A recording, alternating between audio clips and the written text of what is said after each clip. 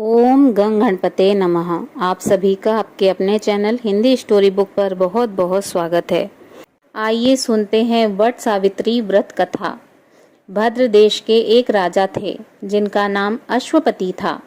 भद्र देश के राजा अश्वपति के कोई संतान न थी। उन्होंने संतान प्राप्ति के लिए मंत्रोच्चारण के साथ प्रतिदिन 1,00,000 आहुतियां दी। 18 वर्षों तक यह क्रम जारी रहा। इसके बाद सावित्री देवी ने प्रकट होकर वर दिया कि राजन, तुझे एक तेजस्वी कन्या पैदा होगी।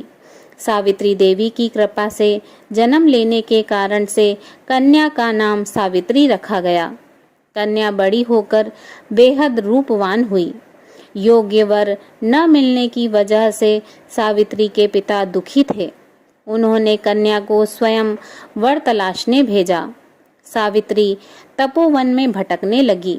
वहां साल्व देश के राजा धूम्रसेन रहते थे।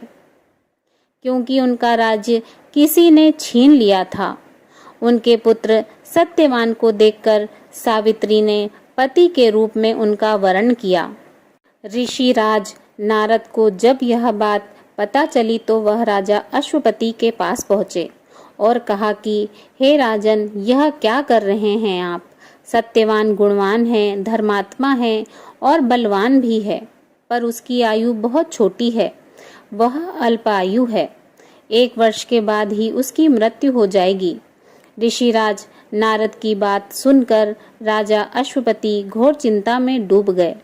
सावित्री ने उनसे कारण पूछा तो राजा ने कहा, पुत्री, तुमने जिस राजकुमार को अपने वर के रूप में चुना है वह अल्प आयु है। तुम्हें किसी और को अपना जीवन साथी बनाना चाहिए। इस पर सावित्री ने कहा कि पिताजी, आर्य कन्याएं अपने पति का एक बार ही वरण करती हैं। राजा एक बार ही आज्ञा देता है और पंडित एक बार ही प्रतिज्ञा करते हैं और कन्यादान भी एक बार ही किया जाता है। सावित्री हट करने लगी और बोली, मैं सत्यवान से ही विवाह करूंगी। राजा अश्वपति ने सावित्री का विवाह सत्यवान से कर दिया। सावित्री अपने ससुराल पहुंचते ही सास ससुर की सेवा करने लगी। समय बीतता चला गया।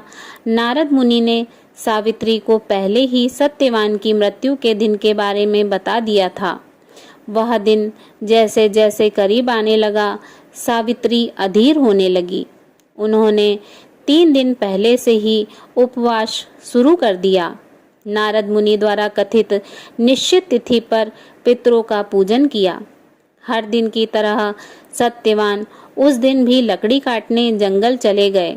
साथ में सावित्री भी गई। जंगल में पहुंचकर सत्यवान लकड़ी काटने के लिए एक पेड़ पर चढ़ गए। तभी उसके सिर में तेज दर्द होने लगा। दर्द से व्याकुल सत्यवान पेड़ से नीचे उतर गए। सावित्री अपना भविष्य समझ गई। सत्यवान के सिर को गोद में रखकर सावित्री सत्यवान का सिर सहलाने लगी। तभी वहां यमराज आते दिखे। यमराज अपने साथ सत्यवान को ले जाने लगे। सावित्री भी उनके पीछे पीछे चल पड़ी। यमराज ने सावित्री को समझाने की कोशिश की कि यही विधि का विधान है, लेकिन सावित्री नहीं मानी। सावित्री की निष्ठा और पति परायणता को देखकर यमराज जी ने सावित्री से कहा कि हे देवी, तुम धन्य हो।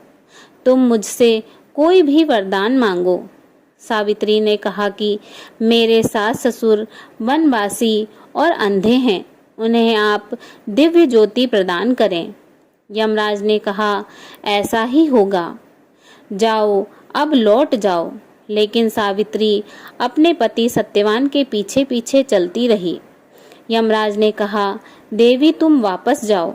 सावित्री ने कहा, भगवान, मुझे अपने पति देव के पीछे पीछे चलने में कोई परेशानी नहीं है। पति के पीछे चलना मेरा कर्तव्य है। यह सुनकर उन्होंने फिर से उसे एक और वरदान मांगने के लिए कहा। सावित्री बोली, हमारे ससुर का राज्य छिन गया है, उसे पुनः वापस दिला दें।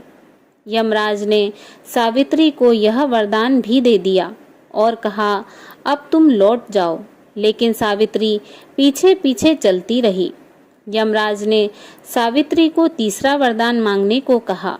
इस पर सावित्री ने 100 संतानों और सौभाग्य का वरदान मांगा। यमराज ने इस वरदान को भी सावित्री को दे दिया। सावित्री ने यमराज से कहा कि प्रभु, मैं एक पतिव्रता पत्नी हूँ और आपने मुझे पुत्रवती होने का आशीर्वाद दिया है। यह सुनकर यमराज को सत्यवान के प्राण छोड़ने पड़े। यमराज अंतर ध्यान हो गए और सावित्री उसी वट वृक्ष के पास आ गई जहाँ उसके पति का मृत शरीर पड़ा था।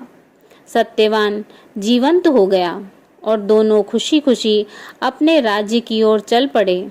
दोनों जब घर पहुंचे तो देखा कि माता पिता को दिव्य ज्योति प्राप्त हो गई है। इस प्रकार सावित्री सत्यवान चिरकाल तक राज्य सुख भोगते रहे।